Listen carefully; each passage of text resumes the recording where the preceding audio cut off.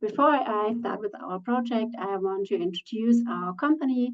Our company is Digitalhaus Franken. We are based in Germany and we operate as a regional news portal called Digitalhaus what is important for our project is that we have a paid content model, which means that our customers must subscribe and pay to read the most of our articles.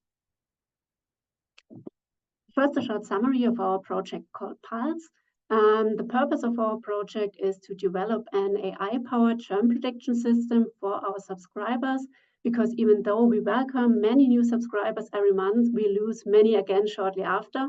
And the system helps us to identify behavioral patterns that indicate when customers are likely to cancel their subscription and churn. To make this work, our goal was to calculate an individual cancellation probability for each subscriber and to visualize our results in Power BI.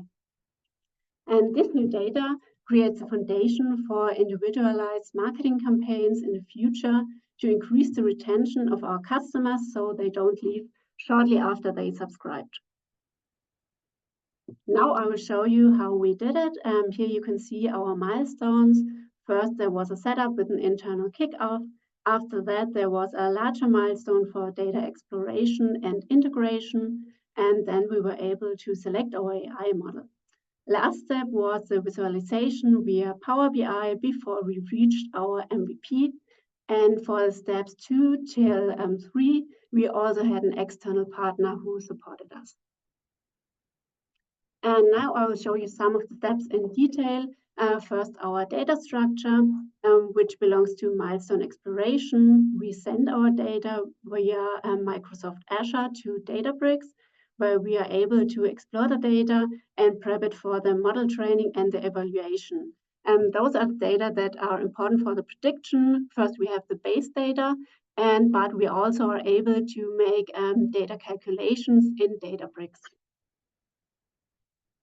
And here you can see our process for the AI model selection. We trained 3 models with our data, and then we had an evaluation step for each model. Here we work with data sets and calculations, and with experiments, we also try to improve our results.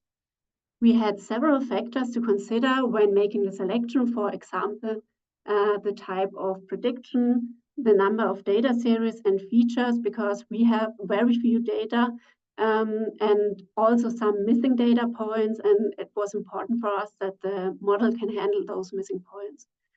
Also for us, it was important to keep the training effort and the duration low and also have an easy implementation because of our resources. And for us, the most important point was that our model, or especially the results of our models, were explainable. I will show you in detail on the next slide. Here you can see our final dashboard. This is our current data that can be updated every day. And in this dashboard, you can see at first our predicted churn categories in the colors green, yellow, and red, from very low to very high. We can also see them on customer level. You can see them in the tables. And the explainability is shown in a pie chart in the middle. Here you can see why the system predicts that someone is likely to churn. For example, because someone read less or someone spent less time with us in the last time. And you also have several filters on the board. And the most important one are the days since the last change, which is the first filter here with 7 till 49.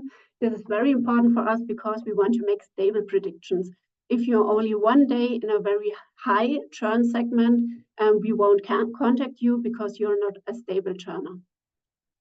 And I will show you on the next slide our historical data. For us, it was important to have actual data, but also to see the historical changes. Here you can see a customer that had a very low churn prediction, but then he had some days where it went up.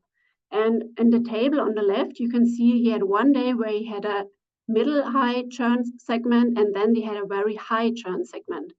And this is why it is so important for us to have the days since the last change in the churn segment, because only if someone is really for a longer time, for example, 7 days in a very high churn segment, we will contact him so we don't lose subscribers who wouldn't cancel anyway. And in a spot, you can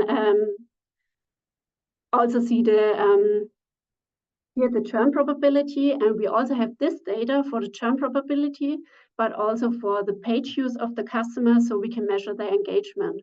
If you contact them, send them a mail with suggestions for new articles, we can see did they use the suggestions and did their page use go up, because increased engagement does decrease the churn probability. And on the next slide, you can see only our next step. And our next step is our first marketing campaign based on our new data. We want to contact customers that have a very high churn probability for at least 7 days. And we want to increase the engagement with several remainings. So we hope they will go down in their churn probability to at least a middle high churn probability. Yeah, that's it.